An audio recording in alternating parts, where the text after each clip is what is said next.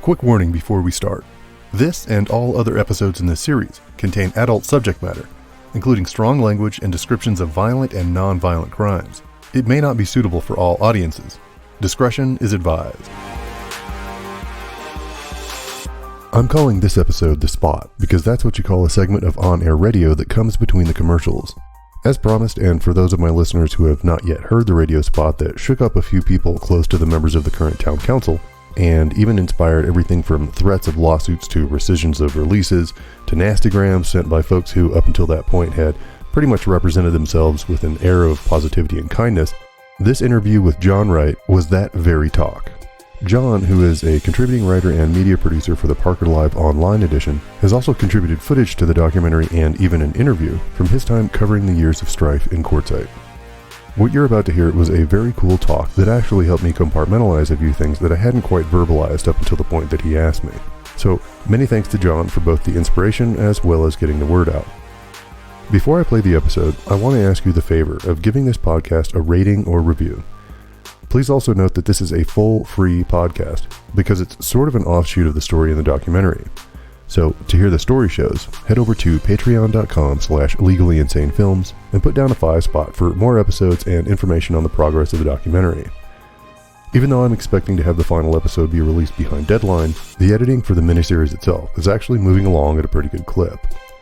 Also, show John some love and stop by parkerliveonline.com and read through what's happening in La Paz County.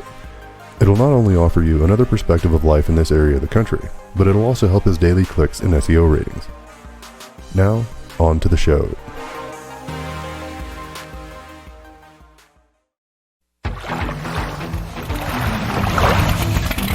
From the shores of the Colorado River on the beautiful Parker Strip, you're listening to the Parker Livecast. Cyle O'Donnell, how are you doing? I'm well. I'm tired because I've been busy, but I'm well. You have been very busy. Tell me what you've been busy with. So for the last year and a half, since about February last year, I kind of stumbled on this documentary on the heels of doing a completely different documentary in Quartzsite. I was ending a documentary about the travel lifestyle, the nomadic lifestyle that's currently sort of hitting the nation in something of a movement. And as you probably know, the town of Quartzsite is a hub for nomads. And so that's right where I was going to wrap. I was going to wrap there. I was on literally my last interview and I go into the Chamber of Commerce and there's this 4'10" little woman with blue hair and tattoos next to her eyes. And she had this very pensive look on her face throughout the entire interview. So at the end of that interview, I said, "Hey, thanks for that wonderful interview. Why are you so nervous? You're the Chamber of Commerce president. You shouldn't be. You should be happy to talk about all things Quartzsite." And she said, "Well, I was just kept waiting for you to ask about this other thing." And to this day, I'm not sure I should have asked, but I went ahead and asked, "What other thing?" And she launched into another 5 hours that just turned the entire direction of my life around. So right, yeah. So and I mean, I guess we don't have 5 hours right now, but if you were to give me the sort of the 50-second version of what the summary is of those other things. I mean, I would imagine some of the readers of Parker Live would be aware of some of the stuff that you would say. But what's your summary? I mean, what is the film that you ended up making? What's it about? So, as you probably know, the evolution of a film takes shape sometimes without the director at all. That's true, and that has happened in this film at least 3 significant times that I can depict in throughout the lineage of the production stages. So it's a difficult one to answer. However, the latest, I'll give you the Cliff's Notes of the latest. So 2 characters that I already were filming that already had really incredible and interesting stories have decided to run for sheriff in La Paz County. The backstories are the interesting parts. So Mike Roth, I'll start with him. He has, for the last 12 or so years, told me he's spent on average every month in court fighting misdemeanors, felonies, everything down to tickets. And he's beaten every single one of them. Per all of the documentation and background checks that I've pulled, that's true, except for one. So he gets charged for things criminally and then gets off? Yes, for a very long time. And actually the most recent one was within weeks ago, a matter of, I think, 8 or 9 weeks ago, has got his latest felony dismissed. And of course, he has a narrative for why this is. His narrative would be that he is an activist and they don't like hearing his truth. Mm. The opposition would say, we just don't like hearing him at all. And that's most probably because he's an abrupt individual. He's not an easy man to like.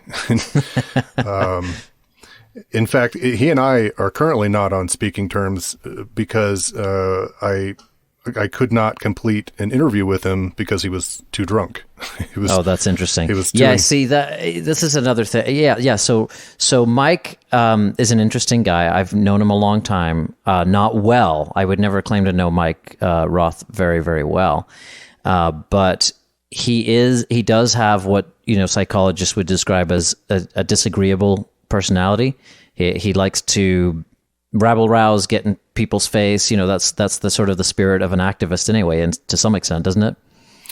It is, I believe, right up his alley. Yeah, he could be considered that. He can be considered a conspiracy theorist. He could, he's one of these guys who has somewhere on his property, he's got buried gold, right? He's got a shelf full of canned tuna, the guy checking his window when someone drives up into his driveway. However, he actually has a legitimate reason to do that. He's been targeted, he's been harassed. And this is what moves us to the other candidate, because the officer, then the sergeant, who he says targeted him, along with the other individuals in the police department in Quartzsite, is now running against him. And this man is also campaigning against corruption. But here's the catch. So that officer has gone on to become the chief of the Quartzsite Police Department. And during the time that Roth is talking about, he says that the then chief, Jeff Gilbert, is the one who ordered his officers to make those kinds of arrests and target those people. So he knows that corruption from the law enforcement side. And he led his men, 80% of the Quartzsite Police Department, in mutinying against the chief and eventually getting him out of there. So both of them have very legitimate bases for doing what they're doing and campaigning on the trail that they're currently on. So it's a very interesting evolution of circumstances, and both of them have been filmed thoroughly throughout the last year and a half. And in fact, the latest leg of that, I am going down to Quartzsite tomorrow to spend, a week or so on the inside, inside the police department, inside Chief's house, inside his office, on the road with him, all that stuff. One of the things that I know about Quartzsite is that this goes back a long way. When I've been covering Quartzsite a long time, and I think back in, it's got to have been 2011. I was hearing all of the, all of the same kinds of beats and all of the same kinds of stuff about local corruption and a corrupt police chief and this and that. And the tornado got so disruptive, or I guess so chaotic that I couldn't keep track of all the objects and where they were, and ended up sort of not being able to tell a coherent narrative. Have you licked that problem to a certain extent? I mean, do you think you've got a fairly good idea of what the story is, why it's happening, who are the heroes and villains, and that kind of thing? Because I could never figure it out. I think that I came in at just the right time, because I know exactly. I believe I was at that stage at the early part of my time there. However, what I think you and a lot of reporters and just a ton of people I've interviewed did not have the benefit of having was a completed end to a lot of the things, a lot of the stuff that was happening throughout that time anyway. A lot of them just weren't complete. Right. And a lot of times, you know, there have been two instances where someone has, just before they died, admitted something that turned this story, turned it that's stone crazy. over. Yeah, and so there's that. There's people that were holding on to stuff. There's you know, mayors have run through their succession and, you know, been ousted, or, you know, the change up has revealed other things, or, you know, certain people got out of power that were holding records that were not going to be given out, and then they were given out. So, like, you know, a lot of things were getting in the way, and I do actually think that I have pinned it down. Well, that's great. That's great. And I don't know how much you want to say here, or how much you want to make people wait to watch your film, which will have some of my footage in it, I think, right? Yeah, you were pivotal actually in some of the interviews, tying that into your last question. Put me on the lead of a lot of the things that answered those bigger questions. And I mean, some of that earlier footage is kind of interesting because it's got, I mean, I remember that big march on Town Hall. Yes. In the middle of the summer, by the way, with like 120 degrees. But that's the kind of example, you know, things about like Quartzsite ending up on the front page of the USA Today. I mean, it sounds like it's a small town that who cares, but it's very interesting in a lot of ways, and it does suck you in. Well, a lot of the questions that led up to that certainly had roots in other things that were related to that, and all these rabbit holes that you're more than aware of, and a lot of people that are listening are probably going to be aware of as well.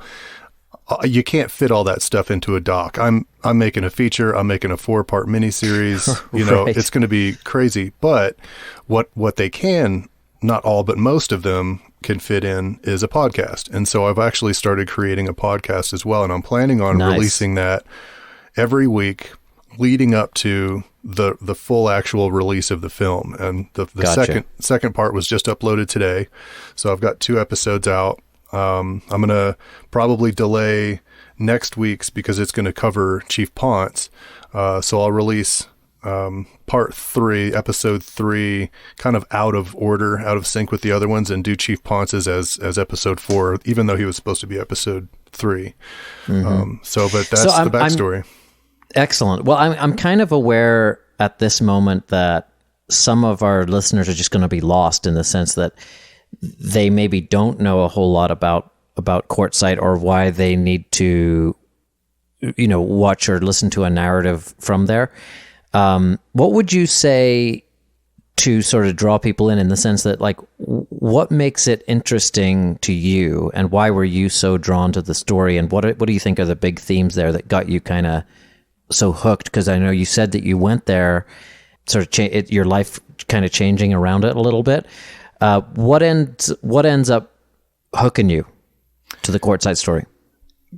Great question. I'm going to have to answer that in 2 parts because just like everything else that either gets stuck in Quartzsite and can't get out, or the first thing is the most recent evolution. And nobody could have really, nobody could have ever thought that 2020 was going to end up the way it has. But one of the pivotal moments in our history is unfolding right now, and we're finding ourselves just awash in a flurry of headlines, from police brutality to the overuse of authority to systemic corruption. And the thing about what's happening is that we're seeing the onset. You know, it's been happening since the 50s, right? The 40s, whatever, but we're seeing it blow up now in a very localized and socially almost commercial way. But that's been happening in Quartzsite for decades. And this is the interesting part, because Quartzsite creates something of a microscope, right? It offers a microcosm in the entire life cycle of that story has already played out in Quartzsite. It's not completely over. There are still rumblings, but we get to see Quartzsite's example for the nation that has the beginning, the middle, and the end for what is happening nationally. And I'm just going to go ahead and give you a spoiler. It ends exactly as you think it would end. A story would end with an embattled community just going at each other's throats for decades. It ends terribly. The economy could have gone in tons of different ways. Quartzsite could be a giant hub with commercial buildings and hospitals and, schools. It could have a larger population. Not that they want these things. I'm just saying that with the revenue that they bring in simply by virtue of being parked on a major thoroughfare between LA and Phoenix, you would think that they would have better services. And they've got the space for it. They've got the income for it. I mean, there's a lot of conspiracy theories that go around in Quartzsite. Right. Well, I mean, if you've got a $25 million annual revenue coming in from HERF and nothing is being built except the mayor gets a giant house, those things aren't really hard to put together. Do you? Was it obvious to you that there were two sides and that one was right? Or do you still not kind of think that there were two sides and one was right? So that really actually taps into the second episode.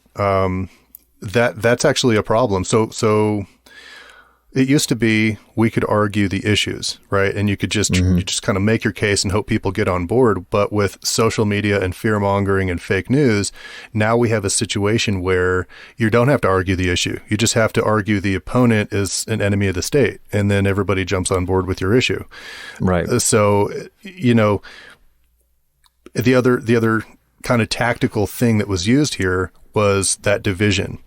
Let's get everybody against this person, and it doesn't matter what they have to say. And so I guess my ultimate answer is there's tons of right and wrong. I don't think anybody was completely innocent in this thing. I don't think anybody was completely wrong either. So you're more taking the tack of, I can see why these people would have had these feelings and done these things. But that doesn't mean that they have the ultimate monopoly on being right or having the truth here. There was an interviewee that I spoke with probably this time last year. Her name is Jenny Mills, and she didn't have a big role to play in this, but she gave me a lot of really just amazing quotes. And one of them was, "They were all in each other's pockets." That's verbatim. And it's and every single time I listen to anything else, there's only one person that I can truly say, based on the statements of a lot of people, that was outside of that statement, and that's Ed Foster. Ed Foster refused to even take a cup of coffee from anyone. Everybody else in this story was doing something with a specific agenda for another person immediate to them. And So I mean, I got to know some of these characters in Quartzsite, and ultimately I saw them as characters in the sense of this was a, kind of a melodrama in some ways. Mm-hmm. And these characters were interesting to me. I didn't ever feel compelled to take sides because I felt like to some extent the whole thing was kind of crazy. And I'm sure you have at least a bit of that sense in you too, that, the entire melodrama it's insane. I mean, it's something that you would read about and not believe.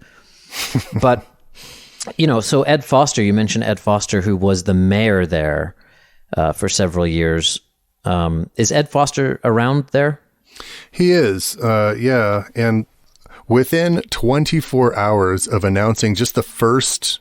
just the website, legallyinsanefilms.com is where I'm hosting everything right now. Just within 24 hours of announcing that on just one of the Facebook pages that kind of, spread around the rumors of Quartzsite, I was already getting threats of lawsuits from people that are actually attached to the council. They're not direct threats, but they were like, "Hey, you don't have my permission to do this anymore," So it's already sort of apparent to me that, when Julie LeBenz, who was Foster's attorney in a successful case against the town that refused to seat him as mayor, I remember that. She said, yeah, it was a big one. It was a landmark case. She basically pinned down the notion that these people just think they're right. It doesn't matter if it's an opinion or not. They don't have the ability to look beyond that wall of opinion and say, oh, it's fact. They get behind this opinion that they have. They'll take it all the way up to federal court as proof of that lack of foresight. And yeah, they'll wrap you right up in it. And she was precisely on schedule with that statement this year. Mm-hmm. So, wow. But there's such a lot to it. But yeah, I found Ed a really interesting guy. He's smart. He used to be an engineer, I think, for Wrigley's Gum or something like that. Yeah. Found himself in Quartzsite, a little rough around the edges, you know. Mm-hmm. The naked mayor. Yep. Yeah, a lot of these characters, you know, they are. There's a reason why if you feel at home in Quartzsite, that you feel at home in Quartzsite. You know, it's in the middle of the desert. It can be dusty. Most of the homes have wheels, right? Right. So This is a very different kind of place than some people who ended up there came from. I mean, I remember meeting. I can't remember who it was now, but one of the ladies. I mean, her ex-husband was a Disney executive or something like that. You know, so people. But you have to have it's almost like I say jokingly about my friends who are drummers in bands, you know, you have to have a screw loose to want to hit things for a living. You know, I think you have to have a little bit of a screw loose to be in Quartzsite, and a lot of people in Quartzsite will totally cop to that. So the question becomes, you know, to what extent can all of this craziness be attributed to that?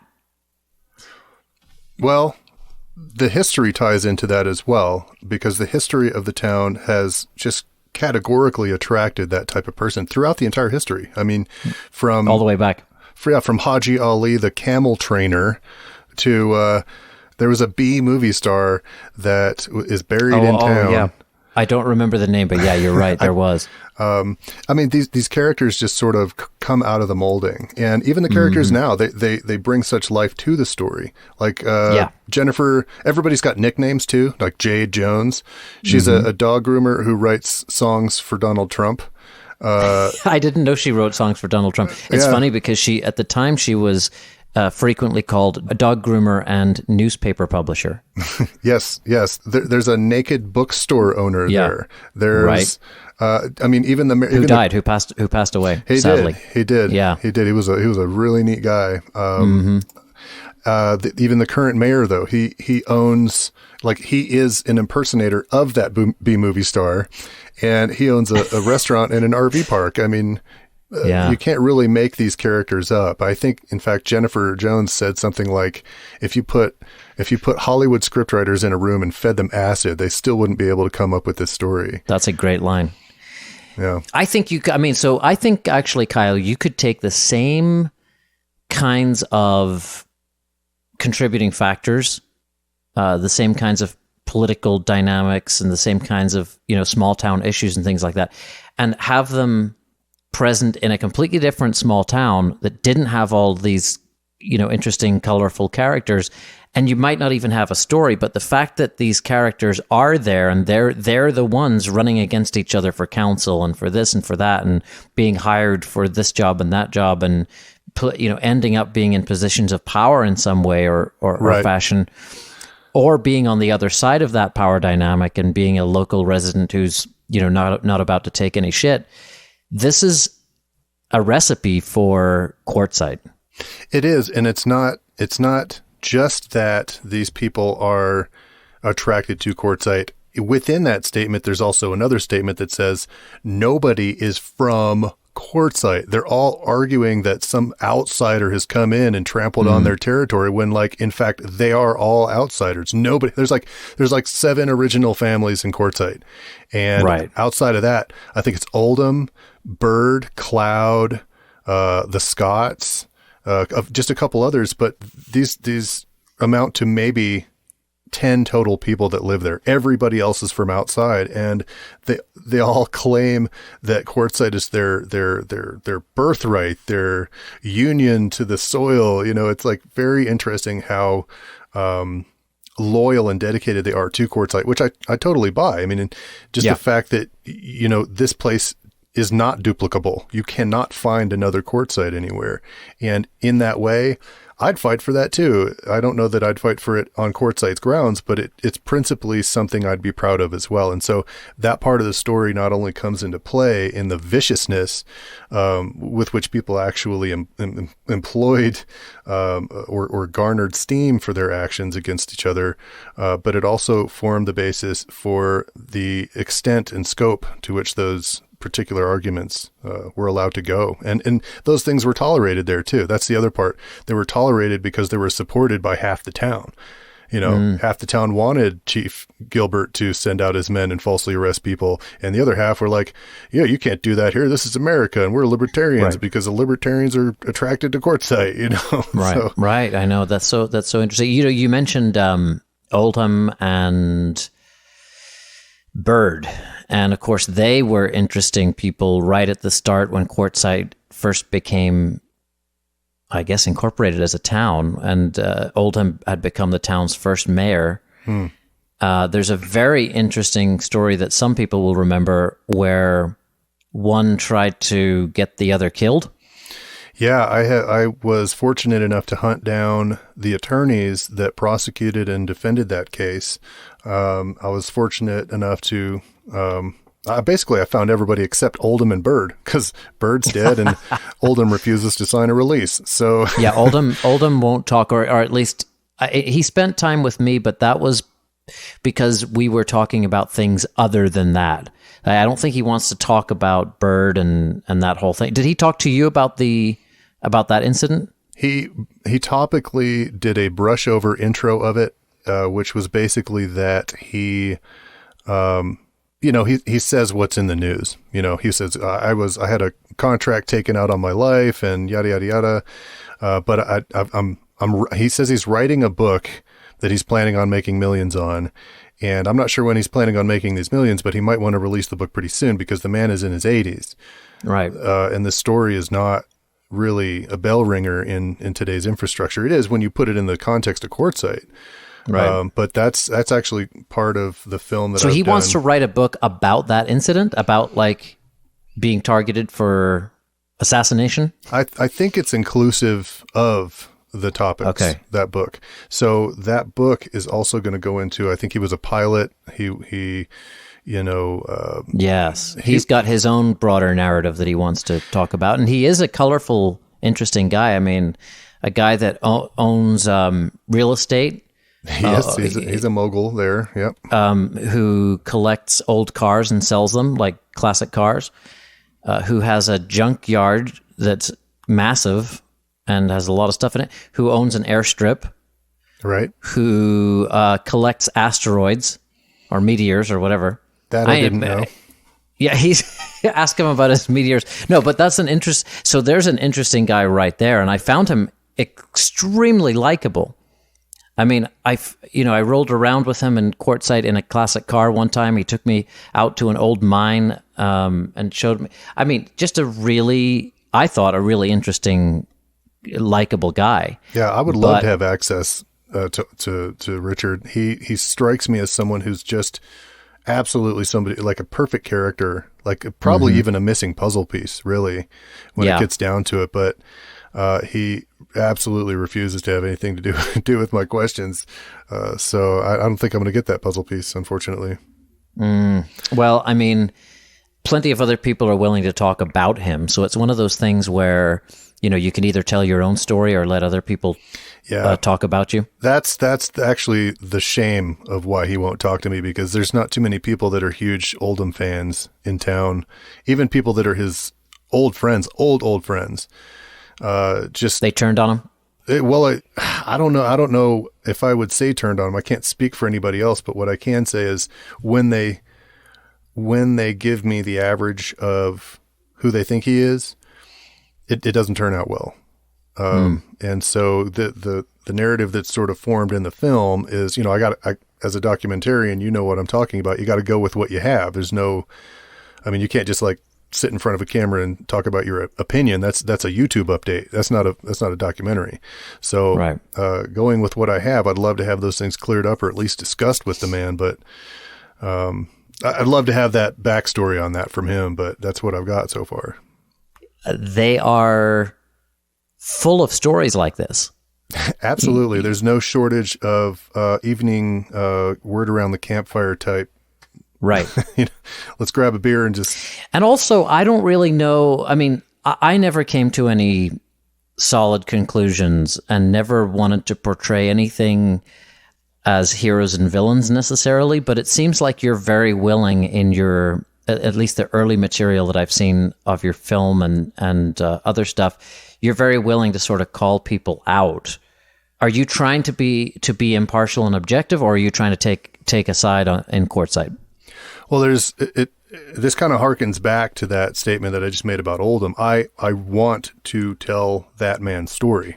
I want to desperately, but the only story I can tell is what people are telling me. And I don't know that that's not true. So right. What I'm ultimately doing is putting my own, as every filmmaker does. I mean, they say a film is written or made 3 times, right? It's first when you write it, second is when you shoot it, and the third is when you edit it.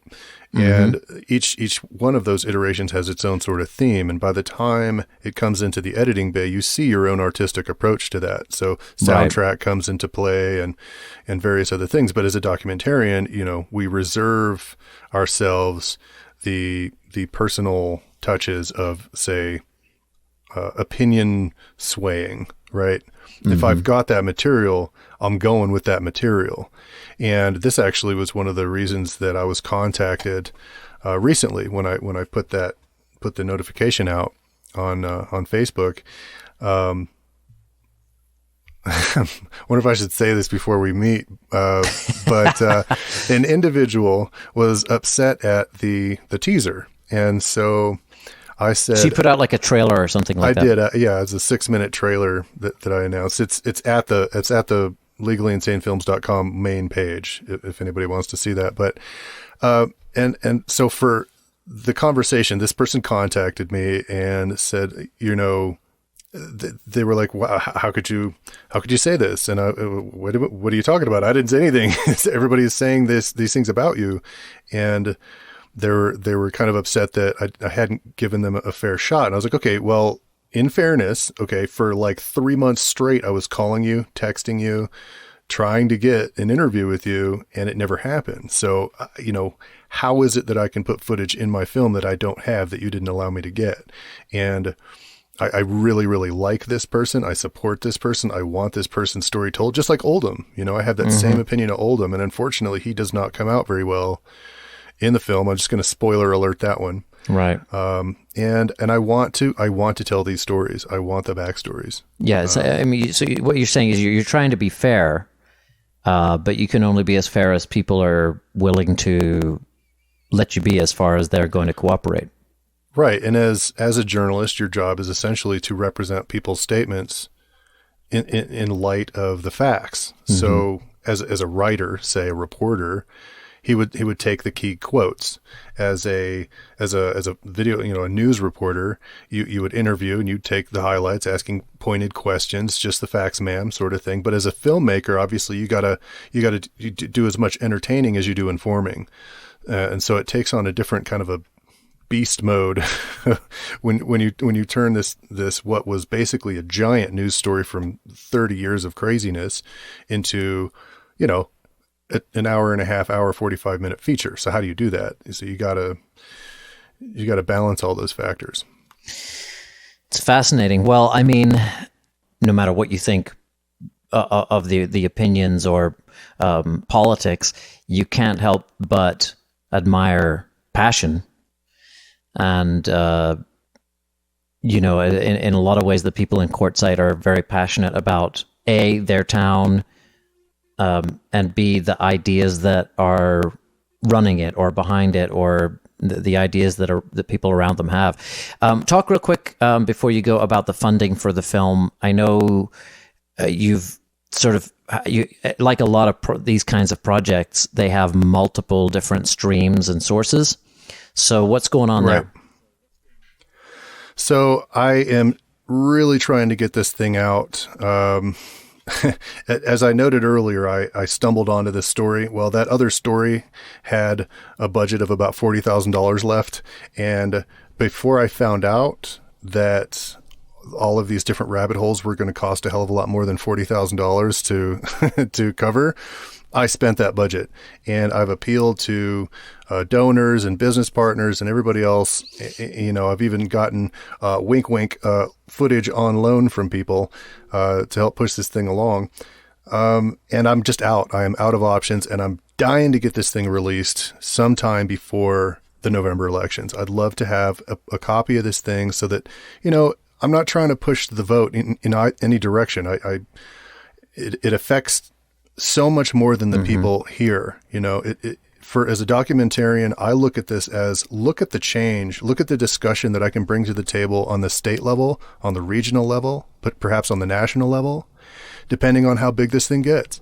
And I cannot do that if I release this thing next year when, you know, the iron has cooled down significantly from where it's at now. So in that light, and on that note, the website, legallyinsanefilms.com, people can go there and donate. I'm trying to get a budget together to have this film represented by an agency. I need some distribution fees, and I need to pay post-house fees, editing fees. So all that stuff comes together in marketing and all that other stuff. And so if I don't have that by probably the end of next month, I'm most probably not going to be able to release this story. So it's really crucial that right now the social relevance of this thing is really very impactful and important for the message. I think that if people look at this story in any state in the union, so to speak, and say, wow, look how crazy it gets when we let our pride take the best of us. And at the end of the day, where were you? You know, where was I? Did I support other people's opinion? Did I allow other people to talk? Did I allow other people to peacefully protest? Or was I on the other camp? Did I shut people down? Did I violate their civil rights? Did I perhaps shoot a rubber bullet into a crowd when I shouldn't have? You know, there's lots of things that are going on right now that are immediately and directly applicable, and I'm just dying to get that message out. So on that website, there's the trailer, the teaser. It's also got some information about the story itself. And then, of course, the first podcast is all the way at the bottom if you scroll down there.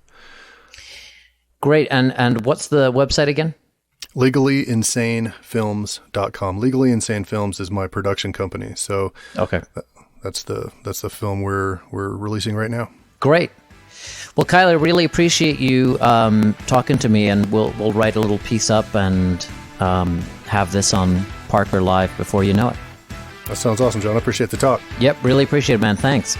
All right, cheers.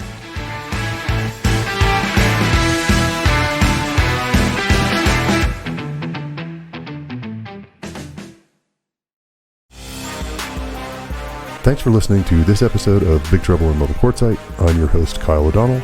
We'll see you next time. This has been a production of Legally Insane Films, LLC.